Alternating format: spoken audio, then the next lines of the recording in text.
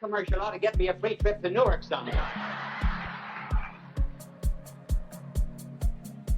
And the good Lord has turned the beautiful side of the clouds to himself, and it's really wonderful to get up above the clouds and glorify God. We might do it here on earth. And therefore may I say to you, the reason we do not think of angels is because we do not think of God. Just as soon as we begin to think of God, or rather cease thinking of ourselves as tiny little gods, then we'll begin to believe in spirits that are wiser than ourselves can instruct and guard us. There may be a public library around the corner from you, but you do not use it, and therefore are not wise. There may be uranium in your backyard, but you do not use a Geiger counter, and you are not wealthy. There may be a Bible on your shelf, but you're not reading it, and therefore lacking spiritual inspiration. And there are angels near you to guide you and protect you, did you but invoke them. It is not later than we think. It is a bigger world than we think. Stir your soul, start a wing, and you will discover it to be the wing of an angel of God.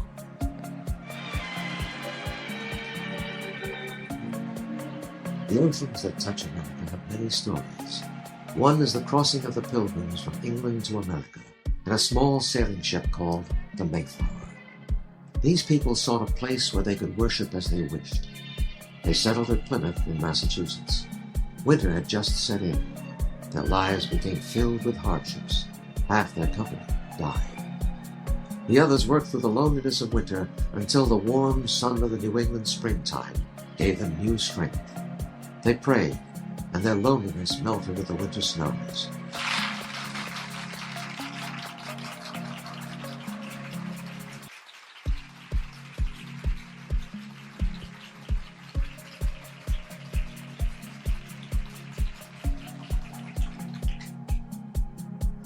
Friends, in a certain city, a politician was running for office, and he advertised for volunteer workers. There were so many young women who appeared for the job, volunteers, that there was a near riot.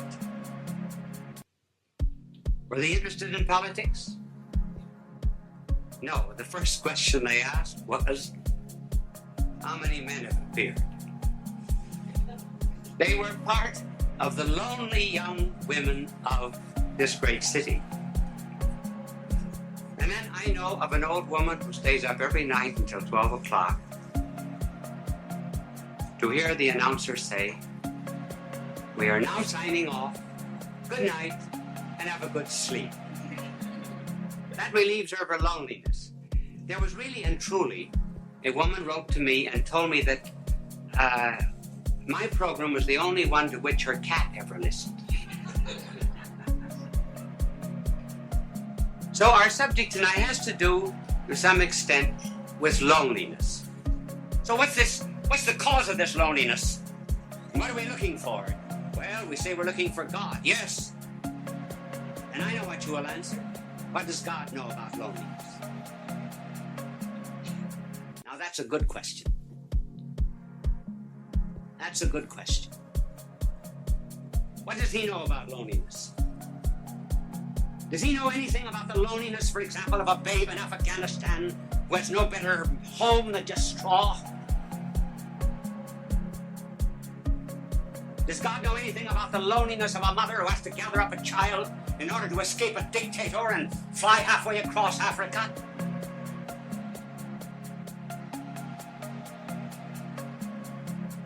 Does God know anything about the loneliness of a man that's born on the wrong side of the tracks? Was isolated socially from people simply because his hands are calloused with common labor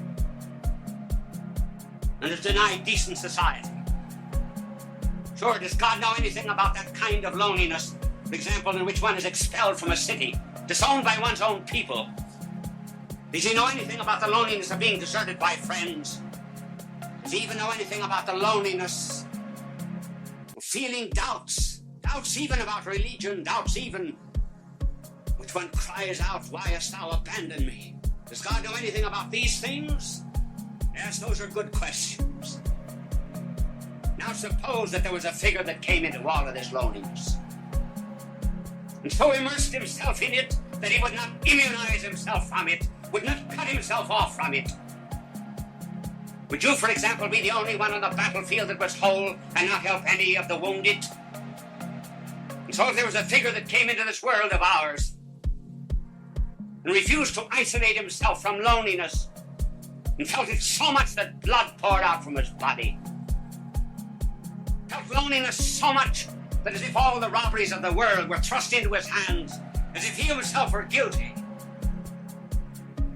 that felt all loathsome carnality so much that his flesh was hanging from him like purple rags.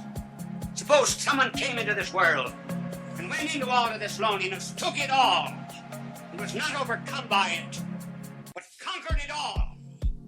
Then what? Then I may be lonely every now and then, but I'll not be overcome by it. Then I have a captain, kind of a captain, who yet presseth not a button in heaven from a celestial command. But I have a captain who stumbled to a throne. You are a loyal son of the Church, the Holy Father told Bishop Sheen. You have spoken and written well of the Lord Jesus Christ. This is Joseph Campanella. Bishop Sheen's spoken and written words are a treasure for God's people of all religions. The diversity of his words reflect his certainty that it is not a unity of religion that we plead for, but a unity of religious people. We may not be able to meet in the same pew, but we can meet on our knees in the light from the shadow of the cross. Here now, Bishop Fulton J. Sheen.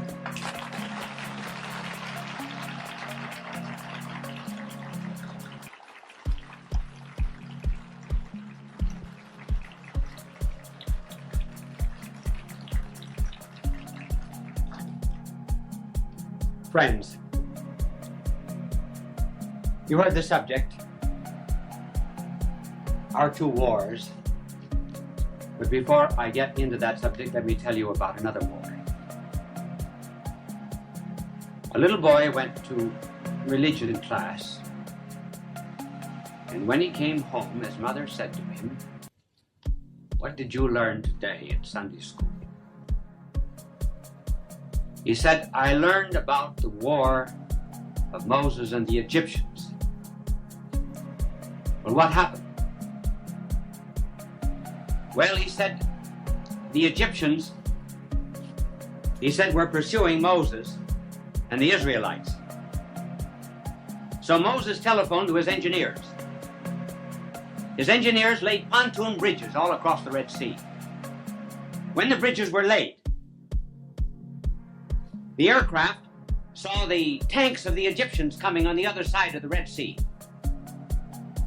Moses telephoned the airfield, radioed the jets to bomb all of these tanks and the army, which they did. Then when the Israelites were across, then they bombed the pontoon bridges and Moses and the army was safe. Mother said, is that what they told you in Sunday school? No, he said it isn't. But he says, if I told you what they really said, you wouldn't have believed me.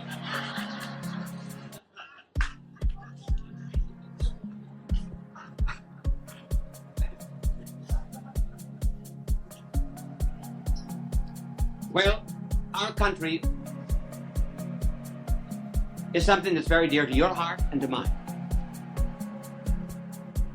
I wonder if it's dear enough. You know, the Greeks had the virtue of pietas, which was love of country. And love of country was one of three forms of love. One was love of God, and the other was love of neighbor, and the other was love of country. Have you ever noticed that all three pass out together? And there's no longer respect for parents, no longer a sense of divine relationship to a Heavenly Father. There's no more patriotism. And because the country means so much to us, as Lincoln said, we've been blessed as no other country in the history of the world has ever been blessed. It makes one feel rather tragic that we are in two wars.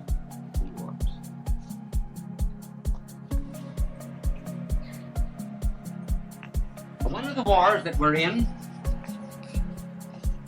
is what might be called the protracted war. The other war we are in is the insurgent war.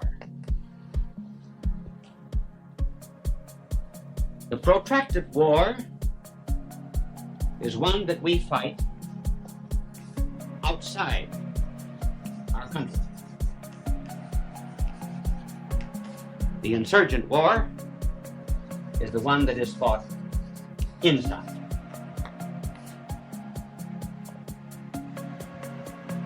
The reason I mentioned both at the beginning is because I gave you the title of two wars. I'm going to leave it for a minute. I will come back to it. But I want to tell you about a very false concept of war that we still have in the United States. The concept of war that we have now is what might be called the theory of the intermittent war. This is a 19th century inheritance. One might almost say it is something that has been inherited from the centuries. But our philosophy of war at the present time is that war is not constant. That war is something that disturbs relatively long periods of peace.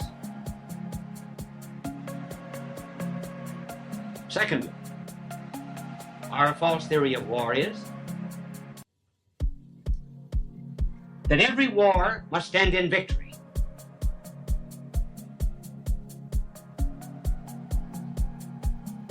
Because we have the theory of intermittent war, if you pick up an American history, you will find, for example, our history in terms of a war, say Civil War, World War I, with the dates after it, say World War I, 1914, 1918, and so forth, World War II, and any other war that we happen to be in. You see, it's intermittent. It is not a continuous thing. Now, I wish to suggest to you, for a better understanding of our country, that this theory of an intermittent war can cause us a great deal of trouble. We must understand what is new in the world. And what is new is something that was introduced in 1917 by the Communist Revolution. The Communist Revolution introduced into the world the notion, did you ever figure out how my angel always, I never tell my angel when to clean the blackboard. Ever notice that? He always knows when to clean it, and if I don't want it cleaned, see, he doesn't clean it. You know, sometimes I'll walk away, and he doesn't clean the blackboard. Not because I walk away. Funny, isn't it? When the Constitution grants rights and liberties to the citizens, it must never be assumed that the people have no other rights than those granted to them by the Constitution. In other words, simply because we have certain rights, we must never think that we have them because they're in the Constitution. No, we have them because they're divinely given. Winter brings a holiday we call President's Day, in which we honor George Washington and Abraham Lincoln and all the other presidents who have lived in this historic White House in Washington, D.C., our place of national pride and great beauty, especially after winter, when the cherry blossoms bloom. The world is painted with pink day and night, and in the dawn's early light, our star-spangled banner, Old Glory's red, white, and blue, still waves over a land where we say, in God we trust.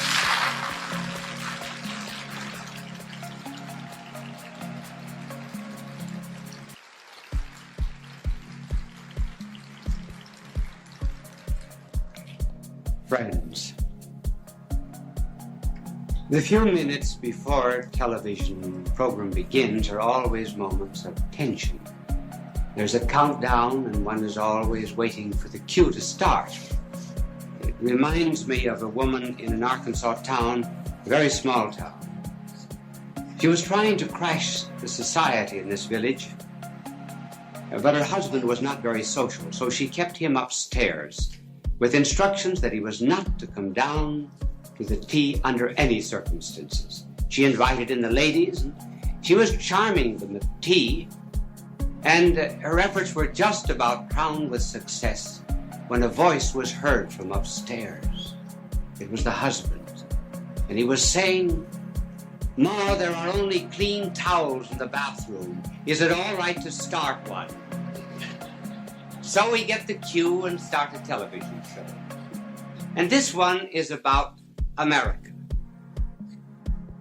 Sometimes the Europeans make great fun of us.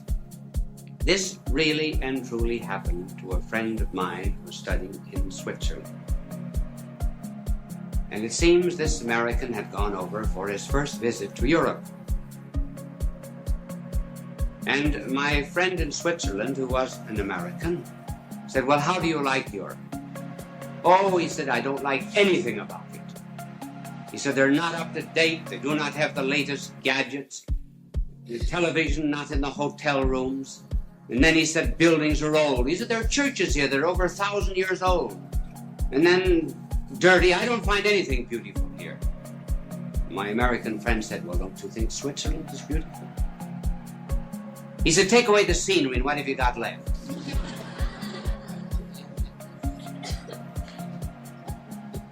There are so many things that we take for granted now that could not be taken for granted some years ago. For example, our next meal. When the pioneers had to go out and shoot it. Water. But now we take everything for granted. Light, heat, transportation, television, trains and planes. We take our friends for granted. Take people for granted. And we take America for granted. And there is going on at the present time a decline in patriotism. And in order to revive it, let me tell you some of the glories of America. I'm going to mention three. First is the origin of our rights and liberties. Secondly, the great value that we put upon the human person. And then thirdly, what America's done for the world. First of all, the source of our rights and liberties. Where, for example, do I get the right of free speech here? Whence comes freedom of press, freedom of conscience, freedom of religion? There's an audience here in this studio. They are an assembly. Whence comes the right of assembly? Don't you think that our founding fathers had to ask themselves these questions? Well, where do our rights come from? And liberties as well. From the state? If the state gave our rights, the state could take them away. Does the federal government give us our rights and liberties? If the federal government gave us our rights and liberties, the federal government could take them away. On March the 15th, we feel it takes almost everything else away. It might take away our rights and liberties. Our founding fathers had to ask themselves these questions, and they searched about for some basis and some ground of our liberties. And they looked to one theory that was being held in Europe at the time. Namely, that rights and liberties come from Parliament. Founding fathers rejected that. Then they considered another theory. That they come from the will of the majority. And rightly, they refused to accept that view. They wanted a country in which rights and liberties did not come from the will of the majority in an election, They wanted a country in which the majority would be the custodian of minority rights. And they finally found the source of rights and liberties, and they set it down in the second paragraph of our Declaration of Independence. It is a self-evident principle that the Creator,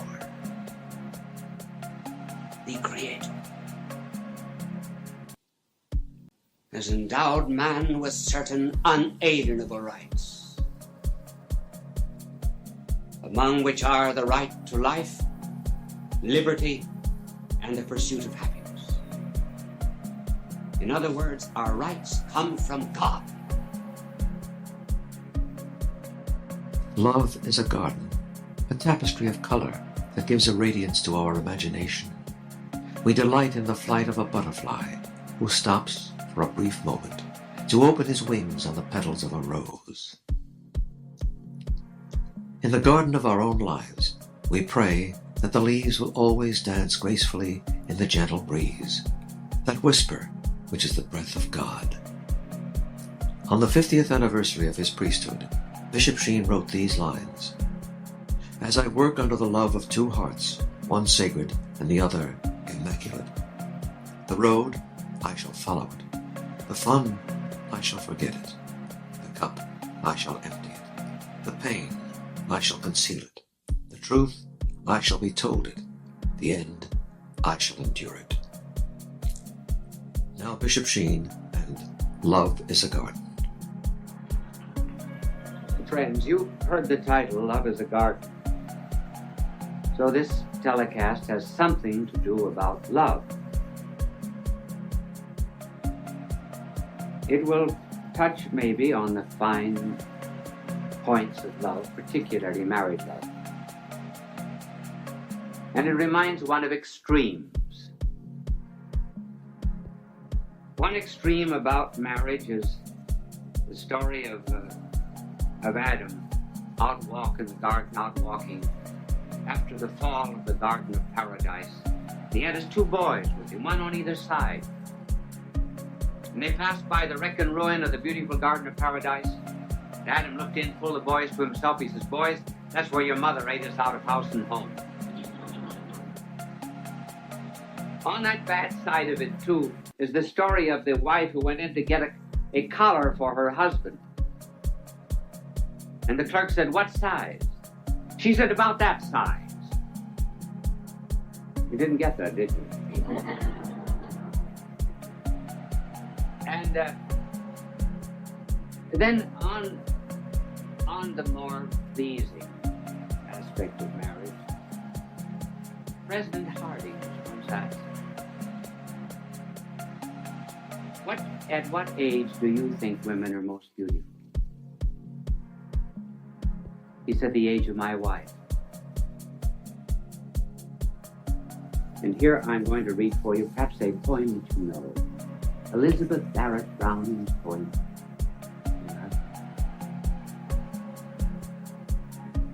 How do I love you? Let me count the ways. I love thee to the depth and breadth and height of the soul. Revealing out of sight to the ends of being in hiding grace.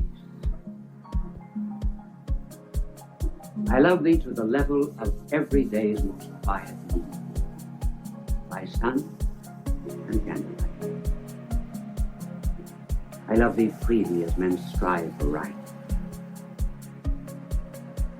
I love thee purely as they turn from praise. I love thee with the passion put to use in my old griefs and with my childhood's faith. I love thee with the love I seem to lose, my lost saint.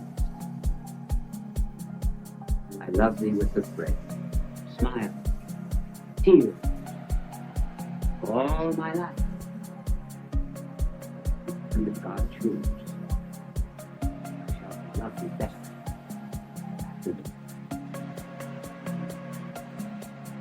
The winds lift the seabirds above the tides ebb and flow. Sunward they fly on silver wings above God's creation. this miracle place of our journey. The evensong begins in a floating sense of light. Its afterglow glimmers on the ocean's golden waves, waves which have crossed time and distance, to break in patterns on the shore of your journey. They are the sea's motion, ever constant, like the simple faith of our childhood.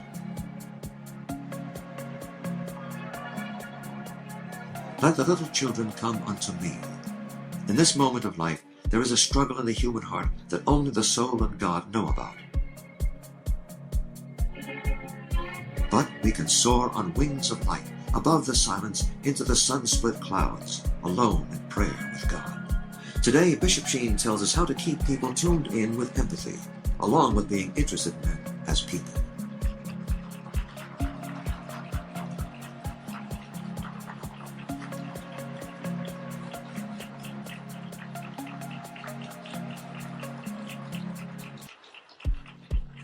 Friends,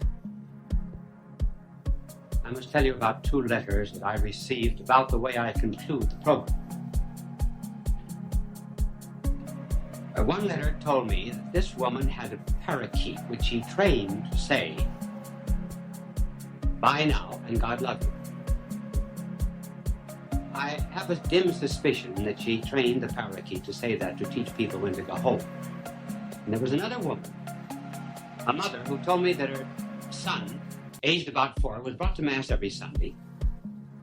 And after the priest left the altar, went into the sacristy, he would whisper to his mother, "Mommy, Mass isn't over." "Yes, it is." 4 Sundays he said that. The 5th Sunday he could not stand it any longer. He knew how it should end. Everything should end. He stood up on the pew, turned to the congregation, says, "Bye now. God love you."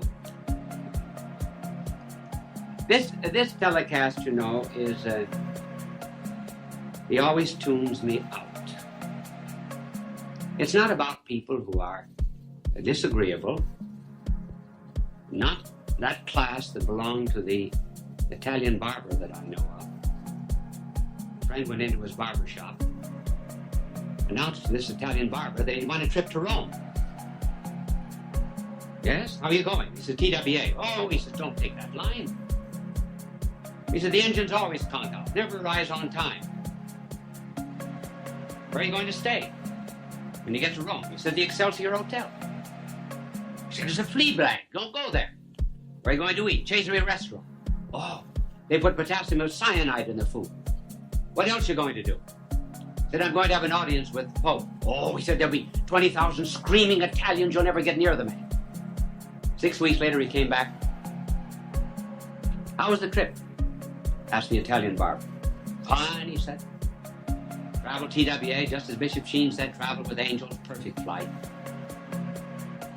Excelsior Hotel, excellent, fine food at the Chasery restaurant, and I had a private audience with the Holy Father."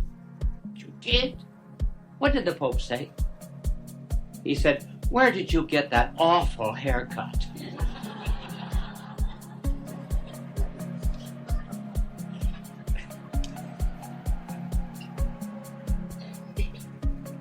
Now this expression, "he always cuts me out and off," is taken from radio and television. One hears it so often today. I heard a professor in the School of Medicine use it. He said that as soon as he begins to talk to the medical students about the necessity of caring more for patients than just for disease, he said, they tune me out. I heard a mother say it of her daughter. I said to her, "Why do you stay out every night until 3 o'clock in the morning?" She doesn't answer. She tunes me out. Fathers have said exactly the same thing about their sons. They just don't listen. In many people today, there seems to be a knob that's been taken off a television radio set, and they just simply tune people out. So that there's a kind of a brokenness in human relationships. Ages and classes and groups and so forth. So the problem is, how can we tune people in? Now, there is a psychological answer. But I'm going to show later on that is not quite adequate. because I'm going to be concerned with really difficult and almost impossible cases. But what is the psychological answer to tuning people in? Well, it is establishing by the psychologist or psychiatrist with his client a rapport, developing a sympathy and an empathy between the helper and the one helped. Whenever we love, we give power. Isn't that a peculiar thing? Wherever there's love, there's almost a surrender.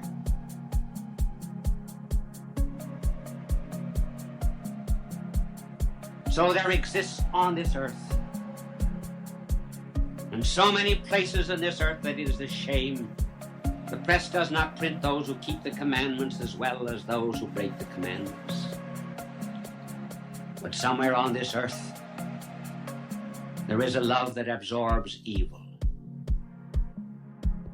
It did not come from evolution. I think that love that absorbs evil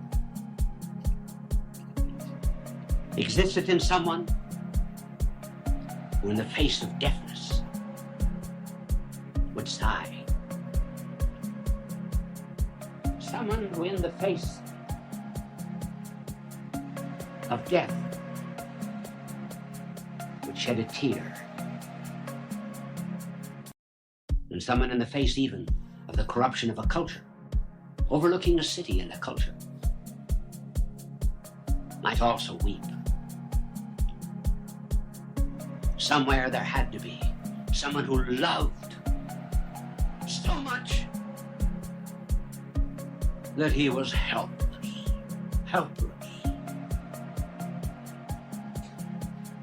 So helpless, more helpless than the mother before the infant. So helpless that nails could be pinioned against his hands and against his feet. Somewhere there had to be an open end. Somewhere there had to be an open heart. An open heart. And on one cheek, there had to be gathered up all of the sorrows of the world, so that down that cheek might flow just one tear. This is where such love comes from. It is from heaven.